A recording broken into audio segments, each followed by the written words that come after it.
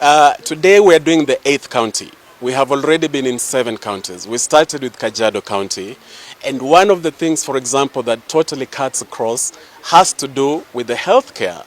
A lot of Kenyans are giving us their own horror stories of actually going to hospitals and they cannot be treated because the SHA system is not working. So that's an example of something that is completely cutting across. The issue of high cost of living, whether we are in Kimana, Kajiado South, or Nguruman, Kajiado West, or Kerugoya. Yesterday we were in Kerugoya, in Kirinyaga County. One thing that is really cutting across has to do with that healthcare.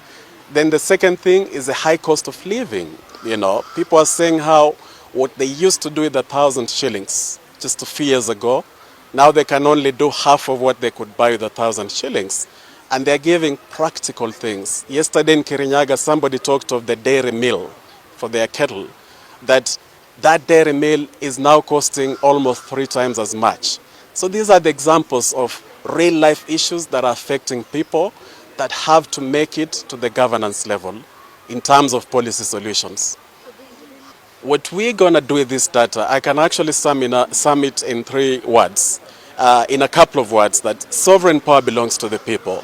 So we are explaining to the people that we're not just listening to you for the purpose of ticking a box, but we are listening to you so that everything you're saying can form the nucleus of the manifesto, of the campaign strategy moving forward, and not just for the benefit of Okia Omtatah's potential manifesto, but also to drive the conversation. Because these issues are so common that sometimes people accept them as normal. But going to hospital and not being able to be treated is not a normal thing.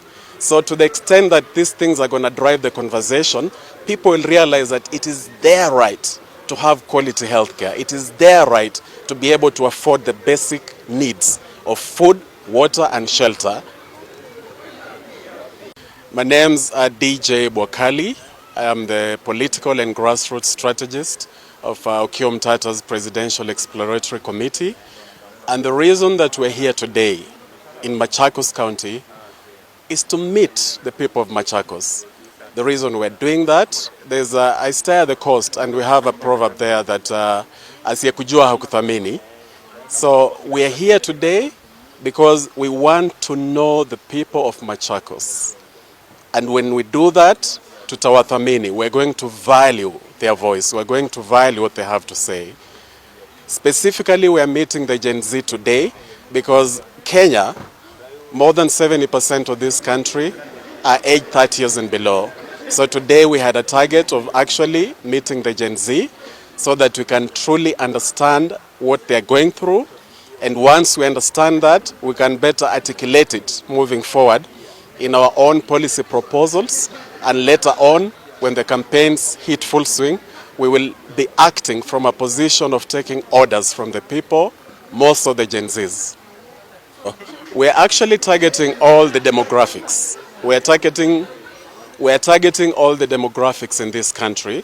Today, we were reaching out to the Gen Z, but we'll have another forum where we're going to meet the other demographics. Today, we just wanted them to be free to really speak out their own issues. And it's been so important. For example, there are 2 major things that are news even for us, the extent of what they're going through. The first one has to do with the attachments, where they're shocking us that they have to pay to attend attachments, you know. And as citizens, tax-paying citizens, that is completely unacceptable. The second thing they have really brought out is how they are suffering because of the university funding model, you know. That is something that sometimes people politicize, but this affects real people. This affects real people. They have told us how sometimes they have to make do with only 1 meal because the little money that they're getting